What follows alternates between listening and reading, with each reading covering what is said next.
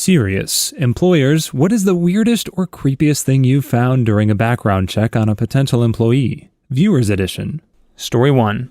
Okay, fired because of charges, not a conviction? What if he had been acquitted?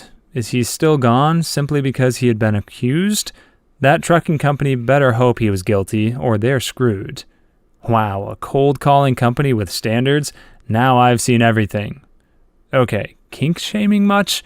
I mean, if it's something illegal, then sure, but this just sounds like he had a scat fetish, which is disgusting, but mostly harmless.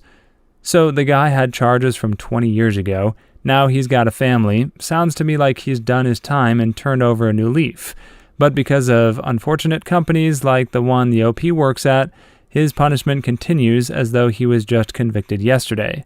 This is why people relapse, folks, because society refuses to allow them to reform. OP was being a bit of a creep here, honestly.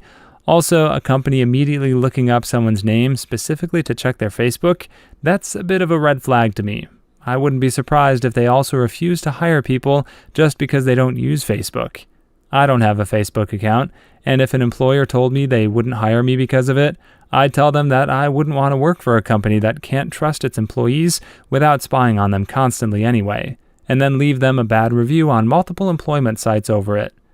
Okay, that's a bit ridiculous. I can get firework bans. I'm not a fan of them because I don't believe the law should protect people from their own stupidity, but it's not something I'll make a huge fuss about. But treating it as a felony, that sounds like it just exists for the benefit of private prisons. Story 2. Okay, I never had a job where I could hire someone, but I did work with my brother who could. In fact, he hired me for that job. A job where some things were more acceptable than others, mostly don't have DUIs and don't end people's lives or steal. It was a chain pizza place, so I guess they don't care as much. This is important for later on. This is mostly about one of my coworkers. Let's call him R. He was a really fun guy to talk with, and he made the job more enjoyable than it actually was. I was about 20, and he had just turned 32 about a week prior when he decided to ask me out to a movie. As great I thought he was, I had a self-imposed rule of no saying any guys more than 3 years older than me. I recently raised it to 5, depending on if I could actually see myself with him, and it was also a later movie in a series that I never watched before, so also a no-go there. My other coworker said he was crying when he later clocked out because I rejected him. But who knows if that really happened, or if they were just messing with me. Well, within a month after that, my dear old brother decided to tell me that R was an offender. Never knew what happened, but it sure made working with him even more awkward, to say the least. Probably also didn't help that our 40-something-year-old coworker also apparently had a thing for me. I don't know. I don't want to know, and I wish I left that job sooner. Luckily, that happened pre-pandemic, and I haven't seen them since. Story 3. I had a seasonal job at a national park hotel. The supervisor had a favorite that would do my job on my days off. This person would rearrange everything in my office, and when he wasn't doing my job, would just sit in the supervisor's office and gossip all day. I was really good at my job and got along with everyone. However, during my supervisor's day off, same days off as her favorite, her assistant called me in to give me my performance review. The review absolutely trashed me. He was really embarrassed about it. It stated I was totally incompetent, etc. I escalated it up the chain of command, and within 2 days, she and her favorite were fired. Come to find out that she wanted her favorite to have my job, they were stealing the tips left in rooms for the housekeepers, messed with the payroll hours of anyone she didn't like, and were sending any supplies they could get their hands on to their homes. I got a call about 3 weeks later asking me for a reference for the former supervisor. She had given them my name, even though I had worked for her and references were handled by the head office. I, of course, gave them the correct phone number and name of the correct person to get a reference. I might have mentioned to the person who called that I was the last person I would think that she wanted to give a reference for because I would be unable to say anything good. She can rot in hell for all I care. She also had a rather bad personal hygiene problem. Story 4. Well, cases involving violence suggest people having a short fuse. Not ideal when interacting with people on the job, especially children, sick, or elderly that might do or say provocative things without being liable. Recent theft suggests a person that doesn't value boundaries and other people's belongings. Also, the main issue is that none of the people were upfront about their past. I'm all for second chances, especially if it's minor crimes that are likely long ago failures. Even in a living someone else might not be an indicator that the person who did it is a walking liability. Bad situations like abuse, neglect, indoctrination in a cult, like community, family, might lead to a desperate try to escape via lethal violence. Manslaughter might be a case of overstepping self-defense boundaries out of panic. Disclaimer, I do, however, think that there are deeds so awful that they should lead to lifelong conviction anyway. But the main point, someone really wanting to turn their life around would be honest by admitting their past failures. They would likely even search for help via a reintegration program. They wouldn't let you wait for the results and then be surprised, but rather explain their backstory and put in references like being released early for good behavior. This guy has the right idea. I know it's probably easy to write off someone and not consider them for a job opportunity just because of something on their permanent record, but if you're as open-minded as OP about all the various circumstances the candidate is in, then you might be pleasantly surprised with the quality and performance of work they offer. I imagine a lot of people down on their luck with unfortunate records that came up on their background check and who are trying to turn their lives around would be thrilled at an opportunity to prove themselves if they were only given the chance. Story 5. I was out of work for a while because of a medical condition, and my Facebook page is pretty non-existent due to the fact of medical condition. Only thing I had going on for a while, and didn't want to overshare. I wouldn't have minded if I'd gotten turned down for other reasons. Yes, I know they aren't supposed to discriminate because of health, but I'm not naive. But when I called to find out why I didn't get the job, to see what was causing problems, it boiled down to, but I couldn't prove it, was my gap in my work history and no social media presence. Darned if you do, darned if you don't. The first story reminds me of a dude on the comics convention circuit who got exposed as a total fraud about 10 years ago. He wasn't even doing his own art and just making up credits to pad his qualifications and hype himself up. He was taking others' artists' work and making totally minor tweaks to it. The biggest red flag was when he said he'd worked with Bill Watterson, Calvin and Hobbes, a man who is mostly retired and somewhat reclusive. I'm guessing the employer who hired us didn't give him the job, whatever it was. Story 6. Well, the short of it is a creeper guy lied to the company when hired and was escorted out by the police after background check. So our company was having a hard time finding enough employees. Standards were dropped, and as long as you had a pulse and weren't drooling on yourself, we would give you a job. We hired this 40-ish-year-old guy who seemed to be with it and learned the job quickly.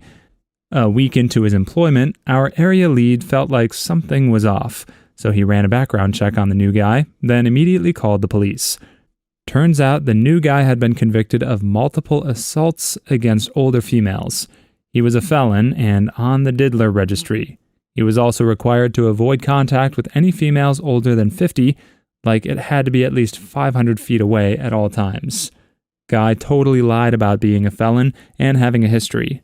On top of that, he was put on a crew that had 4 older women between the ages of 45 and 63. Pretty sure the company dodged a bullet since the guy went back to jail before he could do something really messed up. Story 7. This was my own background check. Chicago is an old city, built before you had to drive to go to restaurants, galleries, or markets, with 1% of its current population. Today, if you drive to these, you must usually park at a 60 to 90-minute meter several blocks away. There's no unmetered parking near any businesses. Usually we get to our parking spot before the meter ran out, but every year or two we didn't make it in time. In a much more spread out city, with adequate parking within 2 blocks, I signed up for a job that required a security clearance. The official who reviewed my application was quite disturbed that I reported a parking ticket every couple of years in Chicago, none in the 10 years since. The idiot did not understand that very occasional parking tickets are part of the cost of living in any older U.S. city, unless you use cabs exclusively. Uber wasn't a thing yet. Unless you're on a residential street, you park at a meter. If you want to park in a garage, that is at least $500 a month privately, more than $3,000 a month commercially. Story 8. Had the cops come to my house one day looking for my double name, same first and last names. I worked in a city about 30 minutes away. Name double lives in that same city with associates in my city. I had just purchased a car, not a very popular model, 2 months prior to this, and the name double had stolen a different one the same year, make, model, and color within 2 weeks of my purchase. Also, he was apparently part of a really nasty gang that had just ended the life of some state-level deputy of corrections or something. Fortunately for me, name double had some real easily identifiable traits, including face tattoos, including a swastika on his forehead, and was 15 years older and 2 inches taller than me, thankfully. Props to the cops for keeping cool heads, or I feel like that could have gotten real bad for me real fast. And this here is the origin story of the notorious John Jacob Jingleheimer Schmidt. Story 9. The background check that wasn't. When I was living in the Northwest, I occasionally watched America's Most Wanted. In one episode, there was a guy about my age and height, weight, eye color, and hair color who also had my first name and last name. He was at large and had red-rummed his wife and had lived 100 miles north. I had a CCW, a handgun, and a licensed full auto. I immediately got a safety deposit box and stored my firearms. For the next couple of months, I was hyper-aware of cops and ready to drop to the ground if I heard anyone yell.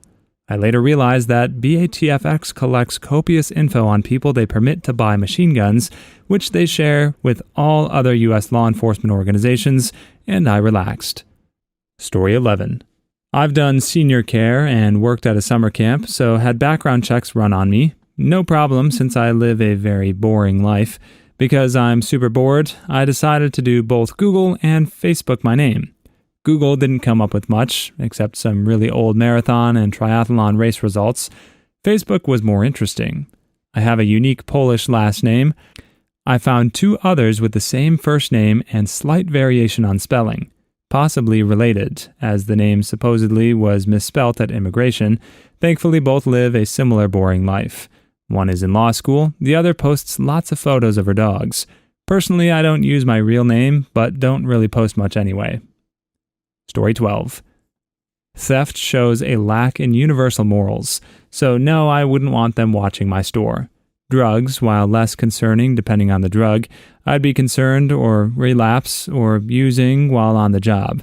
However, while showing poor judgment, I couldn't really be too mad at someone who got caught smoking weed in Texas or something.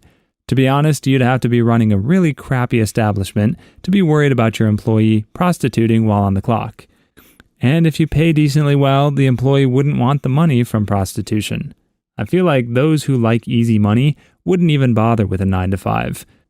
What do you have against people trying to better themselves? Story 13.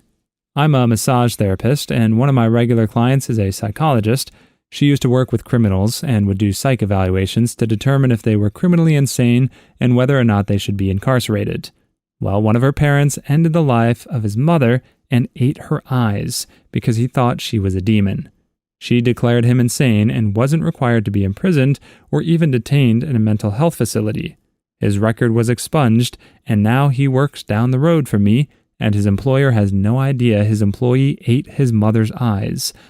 Almost nobody does, because the law works in mysterious ways. Apparently, oaths work in mysterious ways too, because I would have thought the psychologist was bound by client-patient privilege and would have to keep all that information private. But if she's going to be loosey-goosey with her rules of gossiping about her patients, then I suppose we should grant the same leniency to the people who expunged the criminal record and allowed this psychopath to walk free. Story 14. Right, because obviously someone who was stuck on the street due to an unfortunate situation and had to sell their body to make ends meet, or made a stupid decision to spray paint a wall in an alleyway or smoke a joint just to try it, is going to end up being a serial killer assault bank robber. Not all crimes are the same, and not all circumstances that lead to a crime are the same either. You're being obtuse. Also, it's break, not break. Unless the reason why they were jailed was because they brake-checked a police officer, then I guess that's considered breaking the law. Story 15. I interviewed a guy for a residential care worker role with kids, did well on the interview, and then informed him a DBS check needed to be performed, and if he'd like to disclose anything. He told me I'd probably be going to find something. I asked if it involved kids, and he replies no. He told me, and I went through with the DBS check, and it was like 3 pages long with multiple arrests. Dude was an eco-warrior and had a proclivity for chaining himself to things where he shouldn't be. He was hired and did a really great job. It was fun to work with loads of stories. Story 16. For the UK name change question, it depends on the depth of the background check. If you're going for a job working around vulnerable people, elderly, children, disabled, for councils, emergency services, fostering children, social services, or adopting children, hairdressing, etc., your name change will come up because it will be the full, very in-depth, basically entire life background check. For many jobs, like in a shop or cinema or restaurant, they don't require such an in-depth check. They'll often look at the last 5 years. Story 17. I was a manager that worked at an office that worked on classified documents, so a government security clearance was required for every employee. I had just hired someone, so I sat her down and explained the process for getting a security clearance, and I left her with a 6-page application to fill out. After a couple of minutes, she walked out without saying anything, leaving the application blank. Apparently, she had something in her background that she did not want the government to know about. Story 18. It sucks how much weight past crimes have on job eligibility. The fact that all of these charges are an instant firing or no hiring is a big problem.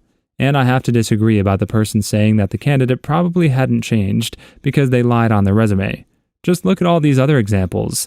They probably knew that telling the truth would probably kill all chances of being hired, and figured that their only shot was if the background check wasn't fully successful.